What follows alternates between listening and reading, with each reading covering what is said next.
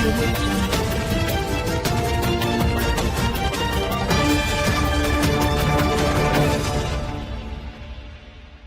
मैं प्रिया। आप देख रहे हैं आंचलिक खबरें, अपनों की खबर आप तक। आइए नजर डालते हैं दिन भर की टॉप 10 पर। मीटर लगाना हुआ अनिवार्य। 2025 की समय सीमा 800 यूनिट के हिसाब से अधिकतम दर पर होगी वसूली। उत्तर प्रदेश में बिजली कर्मियों और पेंशनर्स के लिए अब मीटर लगाना अनिवार्य होगा। नियामक आयोग के नए टैरिफ प्रस्ताव के अनुसार 31 दिसंबर 2025 तक मीटर न लगाने पर औसतन 800 यूनिट प्रति माह अधिकतम दर से बिल वसूला जाएगा। इससे करीब 1 लाख कर्मी और पेंशनर्स प्रभावित होंगे। वर्तमान में औसत 400 यूनिट का भुगतान किया जाता है, लेकिन मीटर न होने पर दोगुनी यूनिट मानी जाएगी। चैंपियंस ट्रॉफी टीम चयन के बाद प्रेस कॉन्फ्रेंस में हुआ विवाद। अगर करने किया नई नीतियों का बचाव, टीम सुधार पर जोर। भारतीय क्रिकेट टीम की घोषणा के बाद शनिवार को वानखेड़े स्टेडियम में प्रेस कॉन्फ्रेंस के दौरान कप्तान रोहित शर्मा और मुख्य चयनकर्ता अजीत अग्रकर के बयान चर्चा का विषय बन गए। बीसीसीआई की नई नीतियों पर पूछे गए सवाल पर रोहित ने रिपोर्टर पर नाराजगी जताते हुए कहा, क्या यह बीसीसीआई के आधिकारिक सोशल मीडिया हैंडल से आया है? इसे पहले आने दो, फिर बात करेंगे। यूपी बोर्ड इंटर प्रैक्टिकल परीक्षाओं का नया शेड्यूल जारी। पहले चरण की परीक्षाएं 1 से 8 फरवरी, दूसरे चरण की 9 से 16 फरवरी तक। उत्तर प्रदेश बोर्ड ने इंटरमीडिएट की प्रायोगिक परीक्षाओं का शेड्यूल संशोधित करते हुए इन्हें 1 से 16 फरवरी के बीच आयोजित करने का फैसला लिया है। पहले ये परीक्षाएं जनवरी के अंत में होनी थी, लेकिन जेईई मेंस परीक्षा के चलते तारीखों में बदलाव किया गया।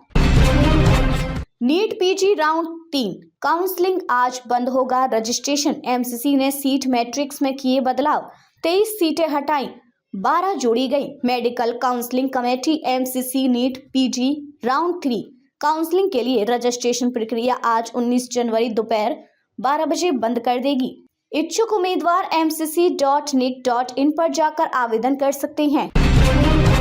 नेक्स्ट, आर्टिकल तूफान के चलते ह्यूस्टन में स्कूल बंद, तैयारियां तेज। वार्मिंग सेंटर खोलने की मेयर ने की घोषणा। आर्कटिक तूफान के कारण ह्यूस्टन में 21 जनवरी को स्कूल बंद करने का आदेश दिया गया है। शून्य से नीचे गिरते तापमान और भारी बर्फबारी की चेतावनी के चलते प्रशासन ने सतर्कता बढ़ा दी है। मेयर जॉन वीटमायर ने ठंड से बचाव के लिए 10 वार्मिंग सेंटर खोलने की घोषणा की है।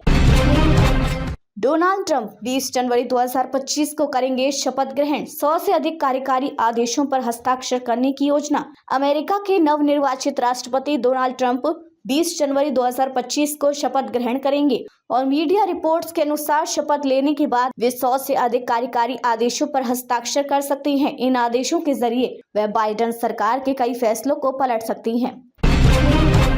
दिल्ली की राजनीति में 3 दशकों का बदलाव। 1993 से 2008 तक भाजपा और कांग्रेस के बीच मुकाबला। दिल्ली की राजनीति में पिछले 3 दशकों में महत्वपूर्ण बदलाव आए हैं। 1993 में विधानसभा चुनावों की शुरुआत के बाद से दिल्ली में अधिकांश समय पूर्ण बहुमत की सरकारें बनी। हालांकि 2013 में अन्ना आंदोलन के बाद बनी आम आदमी पार्टी आप के कारण यह चुनाव अपवाद साबित हुआ। प्रधानमंत्री की आर्थिक नीतियों की वैश्विक सराहना। दावोस में मोदी की नीतियों पर होगी चर्चा। केंद्रीय मंत्री अश्विनी वैष्णव ने कहा कि प्रधानमंत्री नरेंद्र मोदी की आर्थिक नीतियों को वैश्विक स्तर पर सराहा जा रहा है और दुनिया भर के देश इन्हें अपनाना चाहते हैं। उन्होंने बताया कि दावोस में होने वाली वर्ल्ड इकोनॉमिक फोरम बैठक में इन नीतियों पर चर्चा होगी, जिससे केंद्रीय मंत्री भारत का प्रतिनिधित्व करेंगे। ट्रंप की विदेश नीति, चीन और भारत से रिश्तों को सुधारने की योजना। राष्ट्रपति पद की शपथ के बाद ट्रंप का पहला विदेश दौरा हो सकता है चीन। नवनिर्वाचित अमेरिकी राष्ट्रपति डोनाल्ड ट्रंप अपनी विदेश नीति के तहत चीन और भारत के साथ संबंधों को बेहतर करने की योजना बना रहे हैं। ट्रंप के करीबी सूत्रों के हवाले से मीडिया रिपोर्ट्स में दावा किया गया है कि राष्ट्रपति पद की शपथ लेने के बाद उनका पहला विदेश दौरा चीन हो सकता है।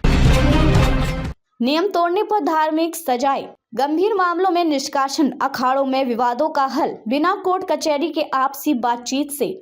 दशनामी शैव अखाड़ों में आंतरिक सुरक्षा और अनुशासन बनाए रखने के लिए कोतवाली होती है, जिसकी जिम्मेदारी नागा सन्यासी कोतवाल निभाते हैं। ये कोतवाल साधुओं को नियंत्रित करते और नियम तोड़ने पर दंड देते हैं। अखाड़ों के अपने कानून हैं और गंभीर अपराधों पर निष्कासन का प्रावधान है।